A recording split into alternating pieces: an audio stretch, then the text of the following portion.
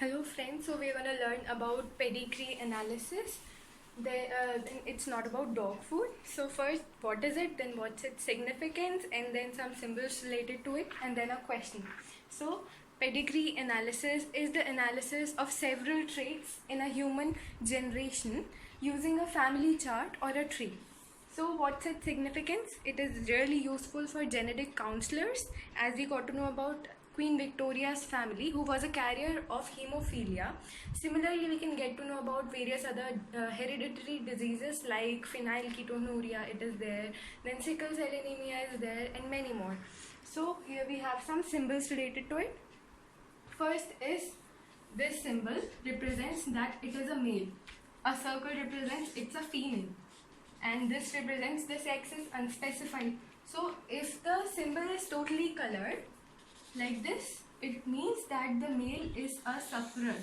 Then if this same for female, if it is colored, it means that the sufferer is the female is a sufferer. Similarly for this also, like this, if it is there, then sufferer, the person is sufferer. Then if you want to show mating between the male and a female, it means we show it by a horizontal line between the male and female. And if we want to show the offsprings, we show it like this. And if we're going to show mating between close relatives, so we show it by double horizontal line between them. And if we are going to show twins are shown like this one also and this one also. We know that twins are of two types. First is monozygotic and second is dizygotic. So we know that monozygotic twins are much more similar and have very same traits than dizygotic twins. The monozygotic twins are shown like this, and the dizygotic twins are shown like this. This symbol represents that the person, the couple, have 5 unaffected offsprings, and these 3 symbols are used to represent the it's not sufferer, it's about the carrier female. Any one of them can represent the carrier female. Now, what are the forms in which the disease or trait can occur are autosomal dominant, X-linked dominant, then autosomal recessive, and X-linked recessive. So we know that human beings have 46 chromosomes, that means 23 pairs of chromosomes, out of which 44 chromosomes are autosomal chromosomes, and the rest of the 2 chromosomes are sex-linked.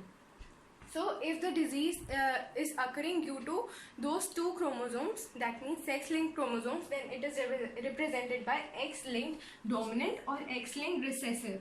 But if it is due to the 44 autosomal chromosomes we have, it means that the disease is due to, it is in the form of autosomal dominant or autosomal recessive.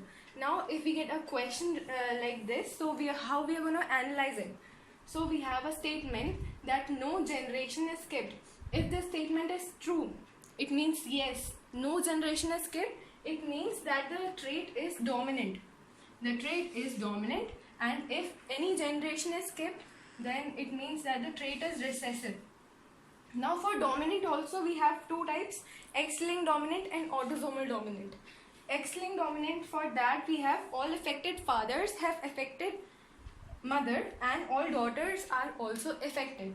So, and if this statement is not true, it means that the trait is autosomal dominant. Now we have for recessive one, all affected females have affected fathers and all sons are also affected. And if this statement is true, it means that the disease is X-linked recessive disease.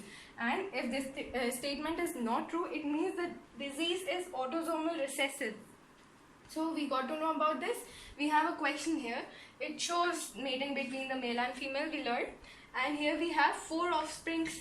2 are female and 2 are male. 2 sons and 2 daughters. Here we have 1 affected son and 1 affected daughter. So according to this, we have a generation skipped. That is, this generation is skipped. Here we don't have any sufferer. So it is recessive trait. Recessive trait. First we got to know that it is recessive trait. Now if we have this, 1 son is affected, 1 daughter is affected. So here all affected females have affected fathers.